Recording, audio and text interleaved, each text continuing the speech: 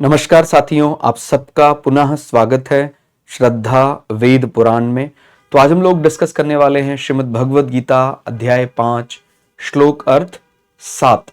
इससे पहले हम लोगों ने अध्याय 1, 2, 3, 4 के सभी श्लोक अर्थ दोनों ही चैनल श्रद्धा एस्ट्रो ज्योतिष, श्रद्धा वेद पुराण में प्लेलिस्ट सेक्शन में अपलोड कर दिए हैं। आप में से कोई भी व्यक्ति भगवद गीता को सरल हिंदी भाषा में समझना चाहता है तो आप प्लेलिस्ट सेक्शन में जाएं, जहां आपको श्लोक अर्थ मिल जाएगा। तो आज के श्लोक अर्थ में भगवान श्री कृष्ण अर्जुन को समझाते हुए कहते हैं, जिसका मन अपने वश में है और जो जितेंद्रिय एवं विशुद्ध अंतःकरण वाला है और संपूर्ण प्राणियों का आत्मरूप परमात्मा ही जिसका आत्मा है, ऐसा कर्म योगी कर्म करता हुआ भी लिप्त नहीं होता।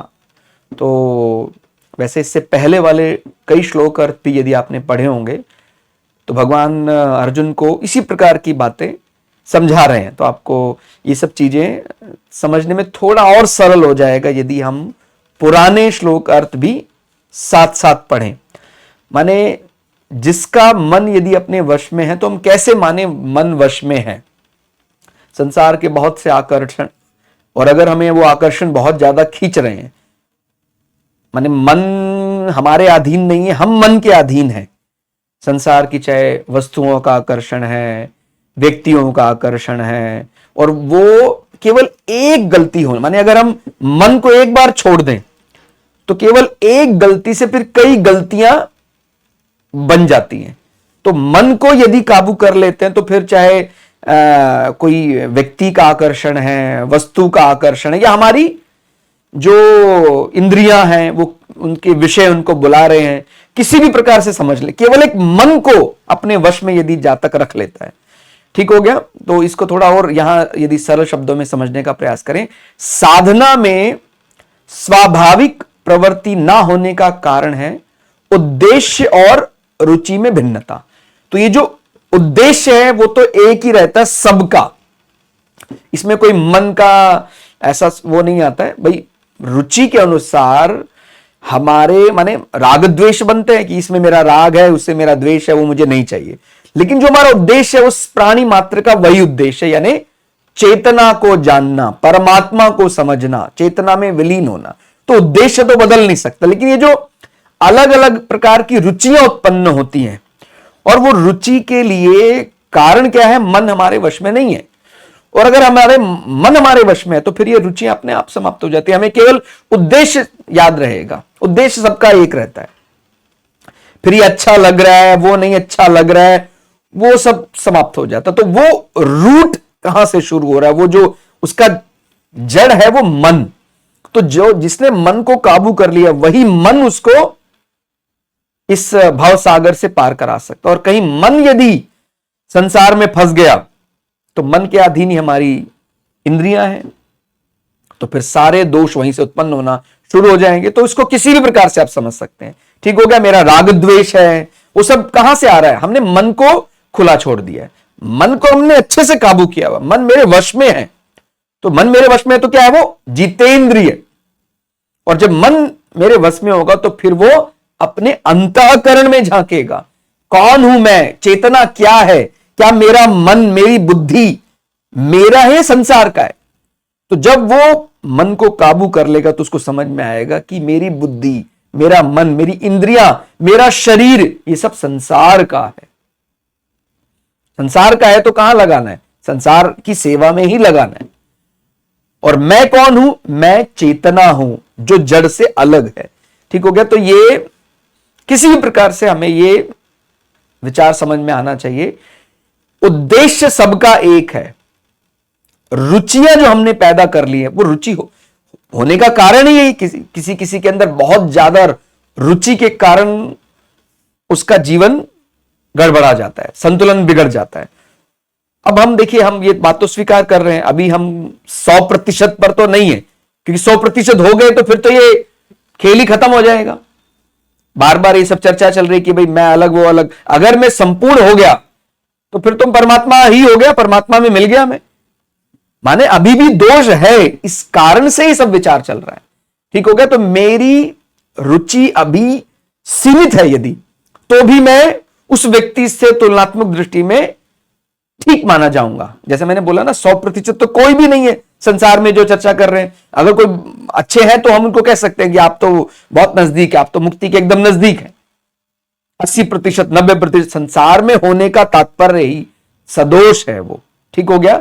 जैसे हम बोलते हैं ना, कोई अवतार पुरुष, उनको कोई वहां कोई ऐसा दोष हो जाता है तो फिर वो स्वर्ग लोकों से फिर वो मृत्यु लोक पर आते हैं। माने वो दोष लेकर संसार या मृत्यु लोक में आए हैं, और जो दोष से निवृत्त हो जाएंगे तो फिर वो वापस अपने पुण्य लोक में या मुक्ति मार्ग पे प्रशस्त हो जाएंगे। तो ये ध्यान रखना है। इस मृत्यु लोक में जब तक हैं, हम ये तो कह सकते हैं कि वो मुझसे तो बहुत ही उच्च श्रेणी के हैं। मैं 2% वाला हूं, मैं 1% वाला हूं, वो 90% वाले, लेकिन अभी भी वो 100% नहीं है, क्योंकि 100% का मतलब ही वो संसार के लिए नहीं है फिर वो। ठीक हो गया। तो ये रुचियों को कम करने का तो प्रयास करना ही है। मन में ये विचार आ सकता है कि रुचियां तो रहती है, ये अच्छा है ये बुरा, ये कैसे समाप्त होगा? तुरंत में नहीं हो सकता है, लेकिन रुचियां कम तो की जा सकती हैं।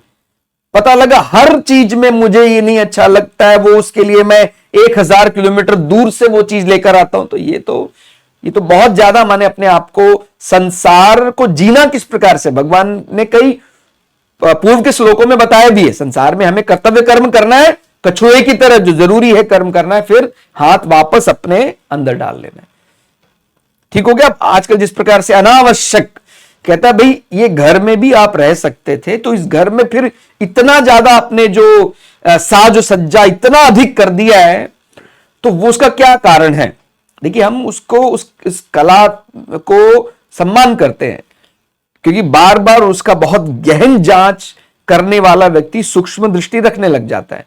लेकिन हमारा जीवन ही पूरी तरह एक दिखावे पर यदि निर्भर करने लग जाए, जो हमारी मूलभूत सुविधाएं थी उनसे हम उसका कोई सरोकार नहीं है। कि माने मेरा घर मेरे लिए वो प्रोटेक्शन का काम कर रहा है, मेरे शरीर को बचाने के लिए मैंने एक भवन चाहा था, भवन मिल गया, लेकिन अभी उस भवन में छोटी छोटी चीजों पर मैं साजो सज्जा पर जो डेली मन लगा रहा हूं, उससे मेरा मना शांति हो रहा है। तो यही से फिर हमारे रुचियां बिगड़ने लग जाती हैं, उसमें कुछ गड़बड़ी हो जाएगी, फिर व्यक्ति परेशान हो जाएगा। इसलिए रुचियों को सीमित रखना है। तो ये बात आपको समझ में आ रहा होगा कि हमारा मन एकदम से तो एकदम अनुशासित नहीं हो सकता है कि वो रुचियों को छोड़ ही दे, फिर भी लेकिन सेलेक्टिव, बहुत कम, थोड़ी सी मूलभूत सुविधाओं के लिए हमने कि भाई हाँ ये इस प्रकार का ऐसा चाहिए, तो वो धीरे धीरे शुरुआत करना है। जब तक अंतःकरण में संसार का महत्व है, तब तक उद्देश्य और रुचि का संघर्ष प्राय मिटता ही नहीं है। उद्देश्य तो आप जानते हैं, परमात्मा की प्राप्ति, चेतना को, और वो कोई ऐसा नहीं मानना है कि माने ये कोई कामना, ऐसा नहीं है। कई लोग समझ रहे ये तो कामना है और कामना के लिए तो मना किया। उद्देश्य और कामना में अंतर है। कामना अलग अलग व्यक्ति की अलग अलग हो सकती है। ठीक हो गया। वो प्राप्त होती भी है, फिर चली जाती है। मैंने कामना की, मुझे बहुत बड़ा घर चाहिए था, मिल गया, नहीं मिला, वाहन चाहिए था, मिल गया, नहीं मिला, वो अलग। उद्देश्य सबका एक ही है और वो कभी भी बदलता नहीं। ठीक हो गया। तो वो कोई कामना नहीं है, उद्देश्य है हमारा। ठीक हो गया। तो उद्देश्य, और चाहे आप उसको रुचि कह ले चाहे कामना कह ले, वो सब रूट, उसका जड़ क्या है? उसका मन। तो अगर मन अनुशासित हो गया तो हमारा उद्देश्य और हमारी कामना एक ही हो जाएंगी, या रुचि और उद्देश्य एक ही हो जाएगा। ठीक हो गया। तो ये हमें करना है। तो जिसका मन अपने वश में है वो जितेंद्रिय है, और फिर वो अंतःकरण विचार करेगा। और संपूर्ण प्राणियों का आत्मरूप परमात्मा ही जिसका आत्मा है। ठीक हो गया। वो फिर ये धीरे धीरे विचार करने लग जाता है कि मैं जिसके लिए भी कर रहा हूं, भगवान परमात्मा ने आत्म रूप में अलग अलग आत्माओं के रूप में अपने आप को अभिव्यक्त किया है। भाई कोई भी व्यक्ति मेरे आस पड़ोस में रहता है, उसके अंदर भी वही आत्मा है जो मेरे अंदर है, और वो आत्मा ही परमात्मा का अभिन्न अंग है। तो जब मैं धीरे धीरे कर्म योग में जब सेवा करना शुरू करता हूं, तो फिर वो मेरे द्वारा किए जाने कार्य को मैं परमात्मा की प्रकृति की सेवा करने लग जाता हूं। तो जब मेरापन धीरे धीरे समाप्त हो जाता है, तो फिर वो सभी प्राणियों में वही आत्मा स्वरूप देखता है जिसकी आराधना में वो लगा हुआ है। ऐसा कर्मयोगी कर्म करता हुआ भी उसमें लिप्त नहीं होता है, ठीक है, क्योंकि कर्म योग का आधार ही यही है। कर्म योग में हमें करना क्या है? कर्म योग में हमें तेरा तुझको अर्पण, माने ये शरीर किसका है? प्रकृति का है, तो कहां लगाना है? प्रकृति के लिए ही लगाना है। तो जब ऐसा विचार करेंगे तो फिर हम इस संसार की वस्तुओं को संसार के लिए, माने सांख्य योग में तो क्या है? परमात्मा के सीधे स्वरूप को समझना है, और कर्म योग में हमें संसार के लिए, माने संसार के एग्जिस्टेंस को कर्म योग में माना जाता है। सांख्य योग में तो उसके एग्जिस्टेंस को ही डिनाई कर दिया जाता है कि नहीं नहीं, हमारे लिए फिर अब कोई कर्तव्य ही नहीं रहा है, वो थोड़ा कठिन है। तो कर्म योग में हम शरीर, इंद्रिया, मन, बुद्धि को किसका मान रहे हैं? संसार का। तो लगेगा भी कहां? संसार के लिए ही लगेगा। तो जब संसार के लिए लग गया तो फिर हमारा मन अब स्वतः परमात्मा में लग जाएगा। शुद्ध चेतना, थोड़ा और सरल शब्दों में यहां समझते हैं, जब तक पदार्थों और व्यक्तियों का महत्व अपने लिए रहता है तभी तक व्यक्ति संसार में लगा रहता है। साधक निष्काम तभी होता है जब उसके अंतःकरण में अपने लिए सांसारिक व्यक्तियों और पदार्थों का महत्व नहीं रहता है। क्रिया और पदार्थ निरंतर हमारा त्याग कर रहे हैं। भाई हम चाहे कुछ भी पदार्थ कहते हैं, वो निरंतर, आप चाहे उसको वैज्ञानिक दृष्टि से समझे, कैसे भी समझे। कार्बन डेटिंग में कहते हैं भाई वो वस्तु आज बनी है तो बनते साथ धीरे धीरे उसका डिके चालू हो गया है, ठीक हो गया। तो यूरेनियम डेटिंग है, कार्बन डेटिंग है। तो क्रिया और पदार्थ निरंतर हमारा त्याग, वो बदलता जा रहा है, वो एक बार भी वो स्थिर नहीं है। तो हम भी इनका त्याग करके ही मुक्ति पा सकते हैं। वो लगातार बदल रहा है, और हम अगर चाहते कि नहीं वो तो सदा रहे, क्योंकि आनंद, परमानंद का मतलब यही है ना, सदा रहेगा तो हम आनंदित रहेंगे। और जो भी सांसारिक वस्तुएं वो सदा रह ही नहीं सकती हैं, चाहे आप किसी भी दृष्टि से समझ लीजिए आप उसको। तो जब सदा रहने वाली नहीं है तो आनंद सदा कैसे रह सकता है? इसीलिए हम अपनी बुद्धि, अपनी चेतना को वहीं लगाने वाले हैं जो हमें परमानंद दे दे, ठीक हो गया। तो परम शांति पा सकते, इसके लिए इसके साथ रहकर हम मुक्ति, परम शांति नहीं पा सकते। तो ध्यान रखना है, संसार की क्रियाएं और पदार्थ वो निरंतर परिवर्तनशील है, वो हमारा त्याग कर रहे हैं, एक प्रकार से बदलाव। तो हम भी इनका त्याग करके ही मुक्ति पा सकते हैं, परम शांति पा सकते हैं। इनके साथ रहकर मुक्ति, परम शांति नहीं पाई जा सकती। आप देखते हैं, मैं डिमांड करता हूं मुझे वाहन बड़ा चाहिए था, वाहन मिल गया, अब वाहन में कोई समस्या हो गई तो अब टेंशन में है। भाई कहता भाई आप तो कल बड़े प्रसन्न थे, कहता जी वाहन आ गया था, तो कहता फिर अब तो वो सदा रहना चाहिए। कहता नहीं, आज मैं बहुत दुखी हूं, उस वाहन में बहुत परेशानी निकल आई, मैंने इतने लाख रुपए का, इतने करोड़ रुपए का वो वाहन खरीदा, घर खरीदा। तो वो जो सुख है वो लगातार पदार्थ का, क्रिया का निरंतर परिवर्तनशील है, ठीक हो गया। तो वो हमारा एक प्रकार से त्याग ही कर रहा है, तो हम भी उसका त्याग करके ही मुक्ति को पा सकते हैं। भगवान ने भोग और संग्रह को साधना में बाधक बताया है। अब इसमें एक कल प्रश्न किसी ने किया था कि जो आपने बात बताई है सुनने में बहुत अच्छी लगती है, लेकिन उन्होंने एक शब्द इस्तेमाल किया, वो क्या वो हम उसको व्यवहारिक बुद्धि से इसको अप्लाई कर सकते हैं क्या? इसका सीधा उत्तर यही है, अगर अभी भी बाधा हो रही है तो अभी थोड़ा सा धैर्य रखें, सामान्य क्रियाएं करते रहें, बार बार इनका अनुष्ठान, भगवत गीता के श्लोक पढ़ते रहें। इसका यह अर्थ नहीं है कि हो नहीं पाएगा, करना वही है। भाई अगर वो काम, जैसे आप ये बोल रहे हैं ना कि भाई संसार की वस्तुएं और संसार की क्रियाएं हमारा त्याग कर रहे हैं, हमें भी त्याग करना है। अब कई इनको जब पढ़ते हैं श्लोक अर्थों को तो कहते हैं कि ये कैसे संभव है, व्यवहारिक बुद्धि में कैसे संभव है? अगर हमें अभी भी भगवान के प्रेम उसको व्यवहार में नहीं मान रहे, माने हमारे लिए उससे भी बड़ा कोई उद्देश्य है, तो इसका माने अभी दूर है, मुक्ति के लिए अभी बहुत दूरी है, थोड़ा समय, थोड़ा धैर्य रखना है। लेकिन जब हम उसके नजदीक पहुंच जाएंगे तो हम अपनी व्यवहारिक बुद्धि को वास्तव में भगवान के साथ मिलना ही मानेंगे। अभी तो हम क्या मानते हैं भाई, हमारा एक बैंक बैलेंस इतना बनेगा, हमारा ये बनेगा, इसमें मैं भी शामिल है, सभी शामिल है। तो मैं एक व्यवहार कुशल, मैंने अपना निभाया, मैंने अपना लायबिलिटी को पूरा किया, ऐसा मानते हैं।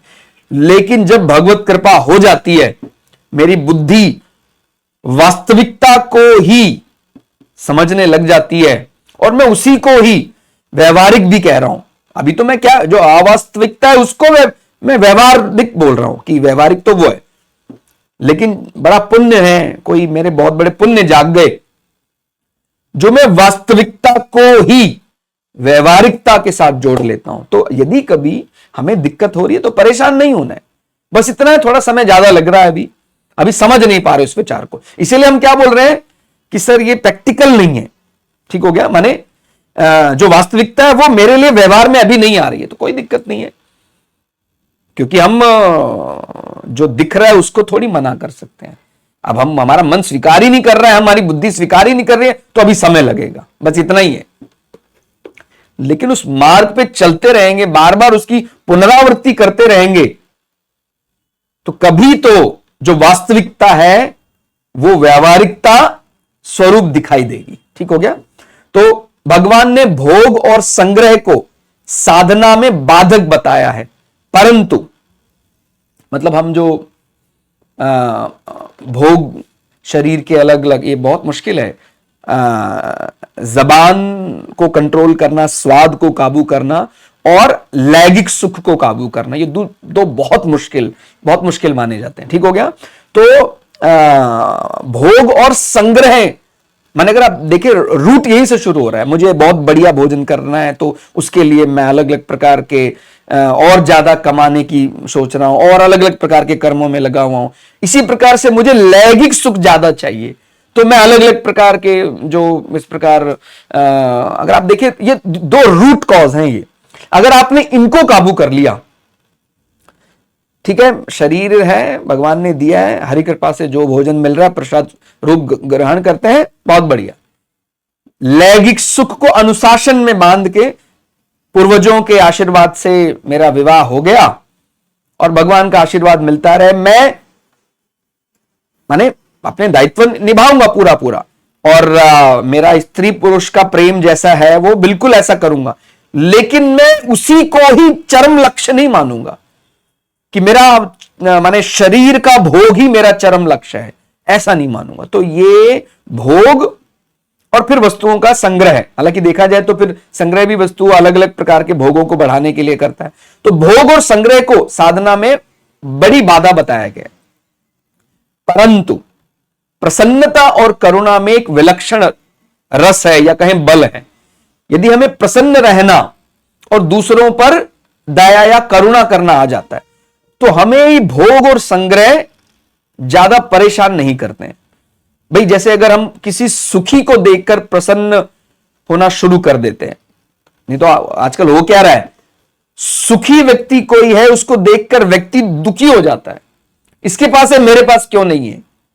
अगर वो ऐसे समझता है इसके पास आ गया बहुत बढ़िया, भगवान कृपा करे आप पर, सब पर कृपा करे, तो सुखी को देखकर प्रसन्न होने से भोग भोगने की इच्छा मिटती है। तो ये बहुत अच्छी बात है, लेकिन ध्यान रखना है, इच्छा मिटती समझ में आ रहा है, क्योंकि जब हम किसी व्यक्ति को, क्योंकि इसको उल्टा समझकर देखना तो समझ में आएगा अच्छे से, जब हम किसी व्यक्ति को सुखी देखकर दुखी होते हैं तो फिर हमारे मन में अनावश्यक भोग, अच्छा ये लाया मैं भी लाऊंगा, माने ये जो ईर्ष्या द्वेष। लेकिन अगर उसको अरे बहुत बढ़िया है, ऐसा है, भगवान आपको बहुत बढ़िया करे, उस माने उसको सुखी देखकर जब हम सुखी हो रहे हैं तो भोगों की संख्या अपने आप ही कम होने लग जाती है। ठीक होगा, हम ये नहीं कह रहे भोग समाप्त हो रहा है, लेकिन जब हमारी प्रवृत्ति ही ऐसी बन जाती है, अब किसी के मन में विचार आ रहा होगा, नहीं सर मैंने तो कभी ऐसा नहीं देखा है, क्योंकि हम दूसरे को सुखी देखकर दुखी हो रहे हैं, इसी कारण से ये जो माने भोग है वो उल्टा बढ़ रहा है। मेरा पड़ोसी ले आया, अच्छा मैं भी लेकर आऊंगा, ठीक हो गया। तो इस प्रकार की वृत्ति को जब हम टालते हैं तो भोग भोगने की इच्छा कम होने लग जाती है। ठीक हो गया। इसी प्रकार दूसरे को दुखी देखकर दुखी होने से संग्रह की इच्छा मिट जाती है। जब हम दूसरे को दुखी देखते हैं, भाई ये वस्तुओं में लगा है, संसार में लगा है, संसार के कर्मों में लगा है, एक प्रकार उससे सिंपैथी कि हम आप जैसे भी हैं, हम आपसे सिंपैथी रखते हैं, हम दुखी, हमारा मन दुखी है। तो एक प्रकार उसने इस संसार जाल में फंसकर क्या पाया ऐसा सोचकर फिर हम संग्रह को कम करना शुरू कर देते हैं। ठीक हो गया। तो ये ध्यान रखना है। एक प्रकार करुणा और प्रसन्नता में बड़ा विलक्षण बल है, इसलिए दूसरे को सुखी देखकर प्रसन्न होना चाहिए, और दूसरा यदि दुखी है तो मन में करुणा, दया होनी चाहिए। तो हमारे कई दोष बड़ी सरलता से दूर हो जाते हैं। ठीक हो गया। कर्मयोगी जब पदार्थ, मन, बुद्धि आदि को और उनकी क्रियाओं को केवल संसार की ही मानता है, तो फिर उनके द्वारा किसी का हित हो गया, किसी को सुख पहुंचा, किसी का उपकार हो गया, वह मैंने किया, मेरे द्वारा हुआ, ऐसा कैसे माना जा सकता है। बड़ी अच्छी बात कही कि कर्मयोगी, जो कर्मयोग है उसका सिद्धांत ही यही है कि जो कर्मयोग में क्या होता है, पदार्थ, मन, बुद्धि आदि को, उनकी क्रियाओं को केवल संसार का ही मानता है। ठीक हो गया। माने मेरे मन, मेरी इंद्रियां और उनसे जो हम काम कर रहे हैं वो सब संसार की हैं। तो फिर उनके द्वारा अगर किसी का हित हो गया तो फिर उसका दंभ, उसका अहंकार नहीं आएगा, क्योंकि ये तो संसार का है। अगर संसार का है मेरा शरीर, मेरी इंद्रियां, तो अगर मैंने संसार के लिए कुछ किया है तो उसमें काहे का दम, काहे का अहंकार, तो वो उसका तो कर्मयोग का तो मुख्य जो आधार है, उसका आधार में ही ये बात रखी गई है। भाई कर्मयोग सिद्धांत में हम शरीर को, हमारी इंद्रियों को किसका मान रहे हैं, संसार का। तो अगर वो संसार का ही है तो मैंने संसार के लिए कुछ हितकर कर दिया, तो वो मैंने किया ऐसा विचार आ ही नहीं सकता है, क्योंकि मैं तो कुछ और हूं। मेरा शरीर और मेरे मन से मैंने संसार का अगर कुछ किया है तो वो तो संसार का है। तो ये अंतर धीरे धीरे व्यक्ति को समझ में आने लग जाता है, तो उसको फिर अहंकार, मैंने किया, ऐसा विचार नहीं आएगा ही नहीं। ठीक हो गया। और आएगा नहीं इसका मतलब वो धीरे धीरे अपने आप को फिर परमात्मा का अभिन्न अंग आत्मा समझने लग जाएगा, और यही समझना है बस। ठीक हो गया। चाहे वो सांख्य योग से समझे, चाहे वो कर्मयोग से समझ ले, अगर ये समझ में आ गया तो फिर वो सदा सदा के लिए अपने कर्तव्यों से और जन्मों के जो उसके पाप और पुण्यों की गठरी चली आ रही है, उसका प्रारब्ध, उसका क्रियमान कर्म, सब कुछ समाप्त हो जाता है। उसके लिए फिर मुक्ति के द्वार खुल जाते हैं। ठीक हो गया। कई बार ऐसा लगता है इतने जन्मों के मेरे पाप हैं, इतने जन्मों के मेरे पुण्य, कैसे उनका लेखा जोखा होगा। जैसे ही हमें यह बात समझ में आ जाती है कि मेरा जो ये शरीर है, ये शरीर मुझे संसार के लिए मिला है, वो मैं देखने लग जाता हूं, मेरे अंदर वो अहंकार समाप्त हो जाता है कि आपने तो बहुत अच्छा ये पुण्य कर्म किया, मैंने कहा किया, लेकिन ये मैंने कहा किया, ये इसकी गारंटी और वारंटी किसको लेनी है, मुझको लेनी है। केवल दिखावे के लिए बोल रहा है यदि, तो अभी भी वो शेष है, अहम, मैं, मेरापन। और अगर ये मेरापन, अहम समाप्त हो जाता है और व्यक्ति कहता है कि नहीं, वास्तव में ही मैंने कुछ नहीं किया है, क्योंकि जब मेरा शरीर ही मेरा नहीं है तो संसार का है, तो अगर शरीर ने कुछ संसार के लिए कर दिया तो कौन सा मैंने बहुत बड़ा एहसान कर दिया, मैंने तो कुछ किया ही नहीं है। जब वो पूरे विश्वास के साथ ये बोलता है, अपने अंतर्मन को साक्षी मानकर ये बात बोलता है, तो फिर वो आत्मा परमात्मा में विलीन होने के लिए एक कदम आगे बढ़ा देता है। तो हमारा फिर जो भी हमने अर्जित किया है पुण्य, अर्जित किया है पाप, उनका धीरे धीरे वो समाप्त हो, क्योंकि देखिए हमें पाप और पुण्य दोनों को समाप्त करना है यदि हम मुक्ति को पाना चाहते हैं। ठीक हो गया। फिर यदि अगर हमारा आकर्षण पुण्यों में रहेगा तो फिर वो पुण्य भी जाकर भोगने पड़ेंगे, तभी जाकर हमारा बैलेंस होगा।